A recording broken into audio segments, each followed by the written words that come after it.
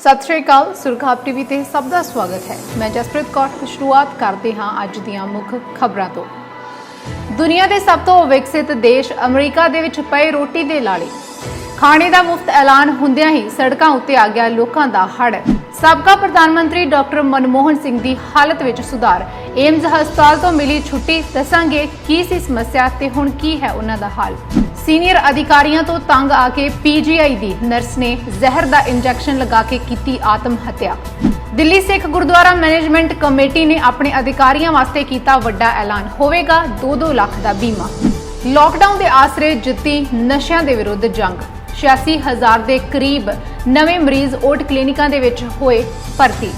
फिरोजपुर मंडल के वलों 10 दिनों के चलाइया 50 स्पैशल ट्रेनां, 50,000 तो वध प्रवासी हुए रवाना। लॉकडाउन के विच लोकां नूं नौकरियां दे नालों डेयरी का धंधा ज्यादा फायदेमंद नजर आउण लगा। नहीं जाना चाहते लोग वापस शहरों वाल। प्रधानमंत्री की जन औषधि योजना दे रही है घर बैठे ही बिजनेस करने का मौका। इस वास्ते सरकार दिंदी है 2.5 लाख रुपए। हर पास्यों विरोध होने तो बाद कैप्टन सरकार कर सकती है शराब की होम डिलीवरी का प्रस्ताव रद्द। हुण दसदे हां खबरां विस्तार दे नाल। दुनिया भर दे विच कोरोना वायरस के मरीजों की गिनती 42 लाख नूं पार कर चुकी है, जबकि इस दे नाल हुण तक विश्व दे विच 2,87,000 तो ज्यादा मौतां हो चुकियां ने। इस तो इलावा 15 लाख तो ज्यादा लोग सेहतयाब भी हो चुके हैं। भारत दे विच भी कोरोना का कहर लगातार जारी है। भारत विच पिछले 24 घंटिਆਂ ਦੇ ਵਿੱਚ 87 लोगों की मौत हो गई है। इस दे नाल ही 3,604 नवे केस भी सामने आए हैं। भारत दे विच कोरोना के मरीजों की गिनती 71,000 तो वध है ते 2,310 मौतां भी हो चुकियां ने। पंजाब दे विच हुण तक कोरोना के करीब 1,950 मामले सामने आए ने ते 33 लोगों की मौत हो चुकी है। इस तो इलावा 160 तो वध मरीज कोरोना वायरस नूं हरा के घरां नूं जा चुके ने।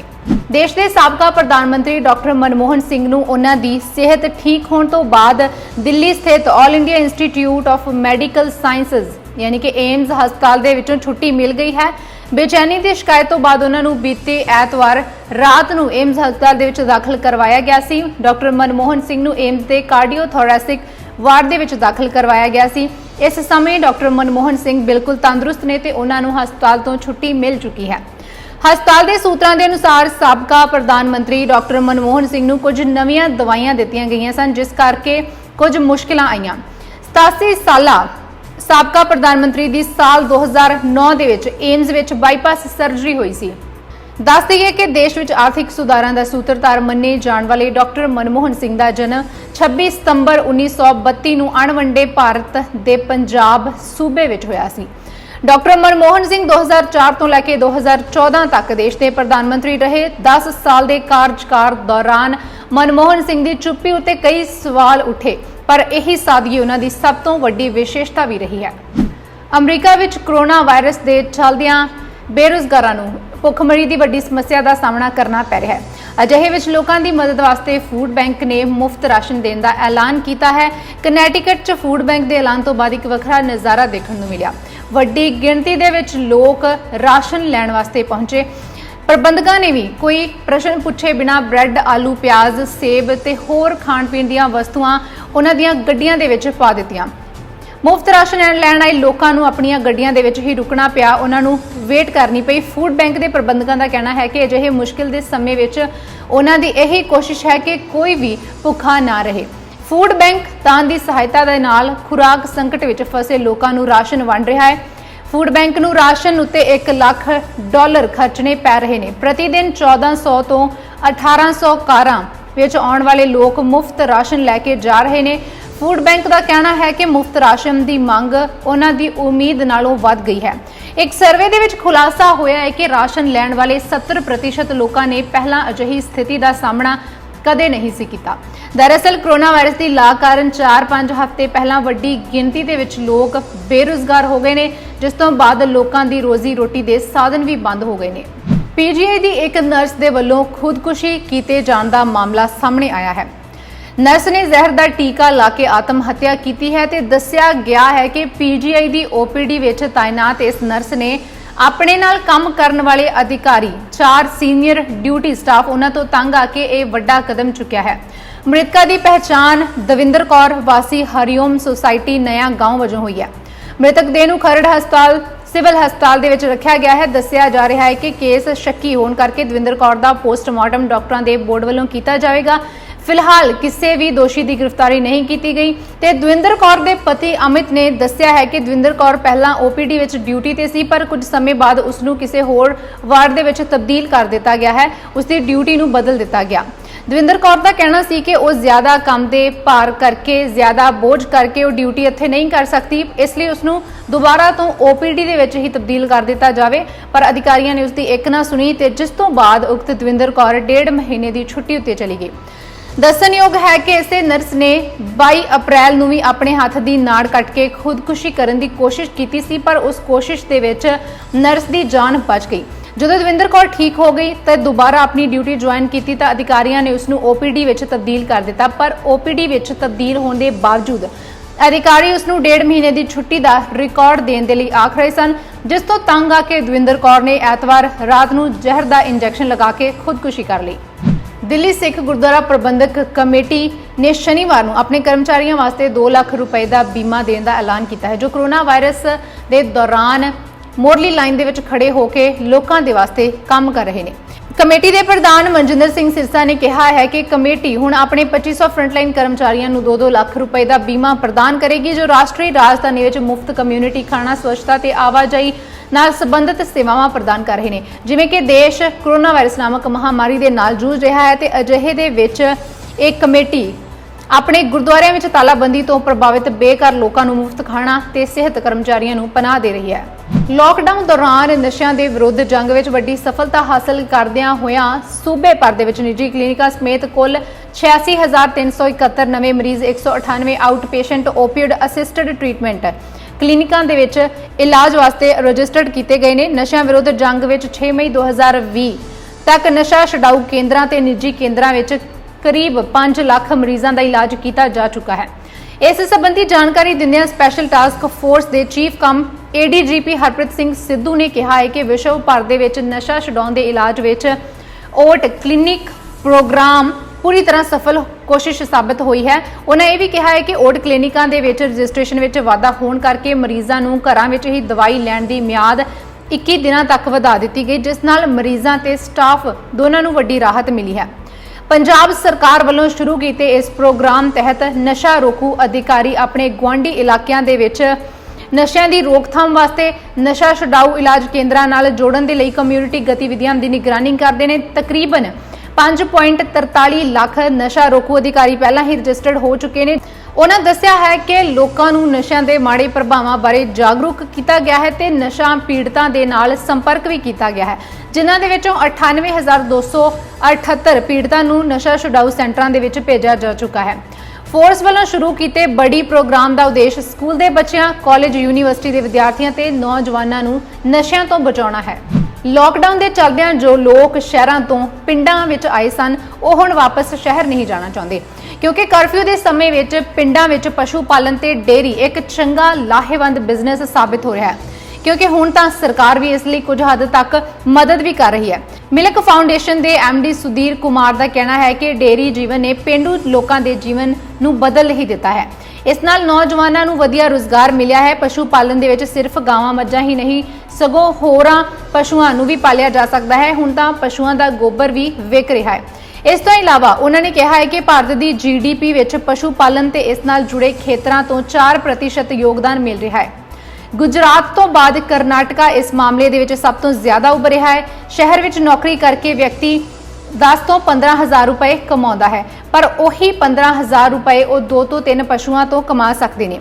ਕੇਂਦਰ ਸਰਕਾਰ ਦੀ ਡੇਅਰੀ ਵਿਕਾਸ ਯੋਜਨਾ ਦੇ ਇਲਾਵਾ ਰਾਜ ਸਰਕਾਰਾਂ ਵੀ ਆਪਣੇ ਪੱਧਰ ਤੇ ਇਸ ਦੇ ਵਿਕਾਸ ਦੇ ਪ੍ਰੋਗਰਾਮਾਂ ਨੂੰ ਚਲਾ ਰਹੀਆਂ ਨੇ, ਜਿਨ੍ਹਾਂ ਦੇ ਵਿੱਚ 25 ਤੋਂ ਲੈ ਕੇ 90% ਤੱਕ ਦੀ ਸਬਸਿਡੀ ਮਿਲਦੀ ਹੈ। ਪਸ਼ੂ ਵਿਕਾਸ ਯੋਜਨਾ ਦੇ ਤਹਿਤ ਇੱਕ ਪਸ਼ੂ ਉੱਤੇ 17,750 ਰੁਪਏ ਦੀ ਸਬਸਿਡੀ ਮਿਲਦੀ ਹੈ, ਜਦੋਂ ਕਿ ਅਨੁਸੂਚਿਤ ਜਾਤੀ ਤੇ ਵਿਅਕਤੀ ਜਾਤੀ ਵਾਸਤੇ ਇਹ ਰਕਮ 23,300 ਰੁਪਏ ਪ੍ਰਤੀ ਪਸ਼ੂ ਹੋ ਜਾਂਦੀ ਹੈ। National account national account statics 2019 ਮੁਤਾਬਕ 2017-18 ਵਿੱਚ ਦੁੱਧ ਵੱਲੋਂ ਹੋਣ ਵਾਲੀ ਕਮਾਈ 1530 ਕਰੋੜ ਰੁਪਏ है। भारत ਵਿੱਚ प्रति दिन 50 ਕਰੋੜ ਰੁਪਏ ਲੀਟਰ ਦੁੱਧ पैदा किया जाता है। इस ਵਿੱਚ करीब 20 ਕਰੋੜ ਲੀਟਰ ਦਾ किसान खुद इस्तेमाल करता है, जबकि 30 ਕਰੋੜ ਲੀਟਰ ਦੁੱਧ ਬਾਜ਼ਾਰ ਦੇ ਵਿੱਚ ਜਾਂਦਾ ਹੈ ਵਿਕਣ ਵਾਸਤੇ। ਸਾਲ 2018 ਤੇ 19 ਵਿੱਚ ਭਾਰਤ 187.7 ਮਿਲੀਅਨ ਟਨ ਦੁੱਧ ਦਾ ਉਤਪਾਦਨ ਕਰ ਰਿਹਾ ਹੈ। लगभग 20% हिस्सेदारी नाल दुध उत्पादन दे विच भारत पहले नंबर ते है। जानकारी के मुताबक 1950-1951 दे विच देश एक साल विच 17 मिलियन टन दुध पैदा करता सी। 20वीं पशु गणना के मुताबक इस वक्त देश विच कुल पशु धन आबादी 535.78 मिलियन है, जो कि 2012 की तुलना दे विच 4.6% ज्यादा है। गावां की कुल संख्या 145.12 मिलियन है, जो कि पिछले साल की तुलना में 145.12 मिलियन है, जो कि पिछले साल की तुलना में 18% वधी है। ते उस तरह मज्जां की गिनती 109.85 गावां की कुल संख्या 145.12 मिलियन है, जो कि पिछले साल की तुलना में 18% वधी है। इस तरह मज्जां की गिनती भी 109.85 मिलियन है, जो कि पिछली गणना के मुताबक उसकी तुलना के 1% ज्यादा है। दुध उत्पादन के विच तां देश ने काफ़ी तरक्की कर ली है, पर जिवें कि सबनूं पता है गां दा दुध पानी के भाव विक रहा है। पशु पालकां ने मंग की है कि दुध के रेट तय किए जाने चाहिए हैं तां जो उन्हां नूं घाटा ना पै सके। कोरोना के नाल ब्रिटेन दे विच एक हैरानीजनक ते बेहद खतरनाक पौधे ने भी दहशत मचाई हुई है। दरअसल ये पौधा ब्रिटेन का सब तो खतरनाक पौधा मनिया जाता है, जिसनूं छूण दे नाल सारे ही शरीर दे विच अजिहे जख्म हो जाते हैं जिवें कि चमड़ी के सड़न तो बाद हुंदे ने। इस तो इलावा ये ज्यादा संपर्क दे विच आउण दे नाल व्यक्ति की अखां की रोशनी भी चली जाती है। ये पौधा अक्सर गर्मियां दे विच ब्रिटेन के बहुत सारे हिस्सों में देखा जाता है ते तालाबंदी कारण इस साल वड्डी संख्या दे विच दिखाई दे रहा है। इस पौधे का नाम जिएंट हॉगवीट दस्सिया जाता है, जो कि देखण दे विच छोटे चिट्टे फुल्लां दे वर्गा एक आम पौधा लगता है ते बेहद सुंदर नजर आता है, पर इसनूं छूना काफ़ी घातक साबित हो सकता है। डेली मेल की एक रिपोर्ट के मुताबक पिछले एक महीने में सैकड़े बच्चों ते वडेरी उम्र के लोगों के इस पौधे नूं गलती नाल छूण के मामले सामने आए हैं। इसके चिट्टे छोटे फुੱਲ छतरियां वर्गे दिखाई देंगे ने, इस करके लोग इसनूं अक्सर छू देंगे ने। ये पौधे जो मनुखी शरीर के संपर्क में आउंदे ने तां शरीर उत्ते फुड़े जहे हो जाते हैं। ये चमड़ी के सैलों में भी नुकसान पहुंचाता है, जो चमड़ी नूं सूरज की रोशनी में सड़न तो बचाते हैं। जे फुੱਲ जां इस पौधे का कोई हिस्सा अखां में जाता है तो वह व्यक्ति अन्ना हो सकता है। इस पौधे के संपर्क में आने तो बाद डॉक्टर शरीर के उस हिस्से नूं ढकण की सिफारिश करते हैं। जे इसनूं छूण तो बाद सूरज की रोशनी प्रभावित हिस्से उत्ते पै जाए तो वह भी बुरी तरह सड़ जाती है। रॉयल हार्टिकल्चर सोसाइटी के नाल जुड़े एक विज्ञानी गे बर्थर का कहना है कि पिछले समय में ब्रिटेन के कुछ हिस्सों के भयानक हड़ आया सी, जिस तो बाद इस बूटे के बीज देश के ज्यादातर हिस्सों के फैल गए हैं। लॉकडाउन दौरान प्रधानमंत्री भारतीय जन औषधि योजना केंद्र आम लोगों को सस्तियां दवाइयां दे रहे हैं, जिसका उद्देश्य लॉकडाउन दौरान प्रधानमंत्री भारतीय जन औषधि परियोजना केंद्र आम लोगों को सस्तियां दवाइयां दे रहा है, जिसका उद्देश्य देश के हर जिले के विच बेहतरीन क्वालिटी दीयां सस्तियां दवाइयां पहुंचाना है। दस दईए कि 2015 दे विच आम आदमी उत्ते दवाई के खर्च नूं घट करने वास्ते मोदी सरकार दे वल्लों यह प्रधानमंत्री भारतीय जन औषधि योजना शुरू की गई सी। इस दे जरिए सरकार का उद्देश्य देश के दूर दूर इलाकों तक बेहतरीन क्वालिटी दीयां सस्तियां दवाइयां लोगों तक पहुंचाना है। जन औषधि केंद्र विच जेनरिक दवाइयां 90% तक सस्तियां मिलदियां ने। रसायन ते उर्वरक मंत्रालय ने एक बयान में कहा है कि देश में हुण 6300 के करीब जन औषधि केंद्र ने। लॉकडाउन के कारण खरीद में दिक्कत आने के बाद भी जन औषधि केंद्र ने अप्रैल के 52 करोड़ की विक्री की है। इन्होंने केंद्र ने मार्च 2020 में 42 करोड़ रुपए की विक्री की सी। जन औषधि केंद्र मरीजों के वलों WhatsApp ते ईमेल के जरिए दवाइयां के ऑर्डर स्वीकार कर रहे हैं। अजिहे विच तुसीं भी घर बैठे चंगी कमाई इस तो कर सकते हो, क्योंकि सरकार जन औषधि केंद्र खोलने का मौका दे रही है। तुहानूं दस दईए कि जेनरिक मैडिकल स्टोर शुरू करने के वास्ते 2.5 लाख रुपए का खर्चा आता है तो एक तरह नाल पूरा खर्चा सरकार उठाती है। कोई भी व्यक्ति या कारोबारी, हस्पताल, गैर सरकारी संगठन, फार्मासिस्ट, डॉक्टर ते मैडिकल प्रैक्टिशनर ਇਸ ਯੋਜਨਾ ਦੇ ਤਹਿਤ ਔਸ਼ਧੀ ਕੇਂਦਰ ਖੋਲ੍ਹਣ ਦੇ ਵਾਸਤੇ ਆਵੇਦਨ ਕਰ ਸਕਦਾ ਹੈ। ਇਸ ਯੋਜਨਾ ਤਹਿਤ SC ST ਅਤੇ ਔਸ਼ਧੀ ਕੇਂਦਰ ਖੋਲ੍ਹਣ ਦੇ ਲਈ 50,000 ਰੁਪਏ ਮੁੱਲ ਤੱਕ ਦੀ ਦਵਾਈ ਐਡਵਾਂਸ ਵਿੱਚ ਦਿੱਤੀ ਜਾਂਦੀ ਹੈ ਤੇ ਇਹਦੇ ਵਿੱਚ ਪ੍ਰਧਾਨ ਮੰਤਰੀ ਭਾਰਤੀ ਵਿਅਕਤੀ ਔਸ਼ਧੀ ਕੇਂਦਰ ਦੇ ਨਾਮ ਦੀ ਦਵਾਈ ਦੀ ਦੁਕਾਨ ਖੋਲੀ ਜਾਂਦੀ ਹੈ। ਜੇਕਰ ਕੋਈ ਗੈਰ ਸਰਕਾਰੀ ਸੰਗਠਨ ਡਾਕਟਰ ਤੇ ਮੈਡੀਕਲ ਇਸ ਨੂੰ ਖੋਲ੍ਹਣ ਦਾ ਆਵੇਦਨ ਕਰਦਾ ਹੈ ਤਾਂ ਉਸ ਨੂੰ ਆਧਾਰ, ਪੈਨ ਜਾਂ ਸੰਸਥਾ ਦਾ ਰਜਿਸਟ੍ਰੇਸ਼ਨ ਸਰਟੀਫਿਕੇਟ ਦੇਣਾ ਪਵੇਗਾ। ਇਸ ਵਾਸਤੇ ਜਨ ਔਸ਼ਧੀ ਦੀ ਵੈਬਸਾਈਟ janaushadhi.gov.in ਉਤੇ ਸੰਪਰਕ ਕਰ ਸਕਦੇ ਹੋ।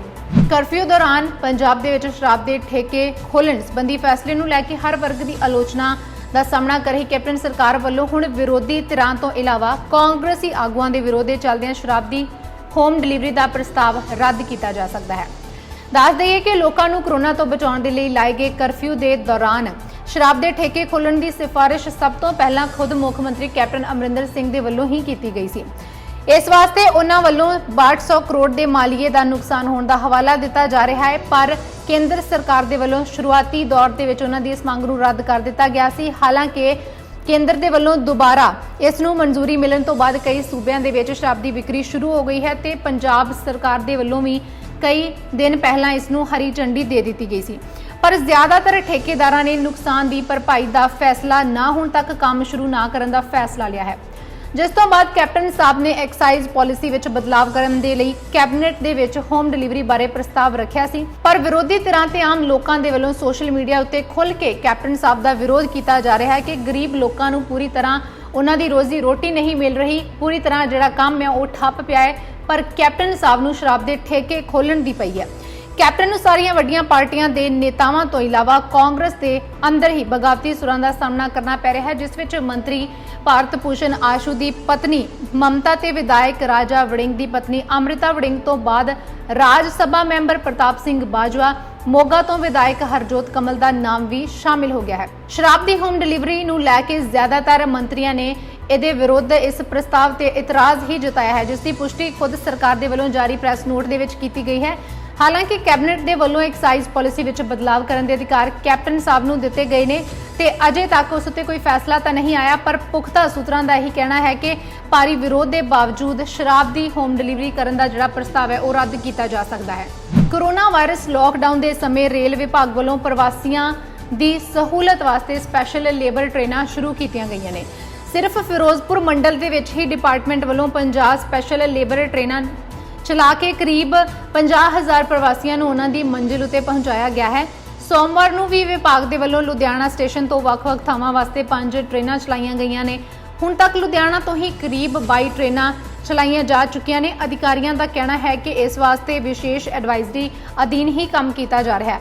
ਟ੍ਰੇਨਾਂ ਦੇ ਵਿੱਚ ਸੋਸ਼ਲ ਡਿਸਟੈਂਸ, ਸੈਨੀਟਾਈਜ਼ੇਸ਼ਨ ਤੋਂ ਇਲਾਵਾ ਹੋਰ ਜਿੰਨੀਆਂ ਵੀ ਜ਼ਰੂਰੀ ਹਦਾਇਤਾਂ ਨੇ ਉਹਨਾਂ ਨੂੰ ਧਿਆਨ ਵਿੱਚ ਰੱਖਿਆ ਜਾ ਰਿਹਾ ਹੈ ਤਾਂ ਕਿ ਕਿਸੇ ਵੀ ਤਰ੍ਹਾਂ ਦੀ ਕੋਈ ਅਣਹੋਣੀ ਘਟਨਾ ਨਾ ਵਾਪਰ ਸਕੇ। ਟ੍ਰੇਨਾਂ ਵਿੱਚ ਲੇਬਰਾਂ ਨੂੰ ਰਸਤੇ ਦਾ ਖਾਣਾ ਪੀਣਾ ਤੇ ਟਿਕਟ ਵੀ ਮੁਫਤ ਮੁਹੱਈਆ ਕਰਵਾਈ ਗਈ ਹੈ। ਰੇਲ ਡਿਪਾਰਟਮੈਂਟ ਵੱਲੋਂ ਇਹ 12 ਮਈ ਤੋਂ ਸ਼ੁਰੂ ਹੋਵੇਗੀ ਤੇ 15 ਰੂਟਾਂ ਉੱਤੇ ਅਪ ਡਾਊਨਾਂ ਤੇ 30 ਟ੍ਰੇਨਾਂ ਚੱਲਣਗੀਆਂ।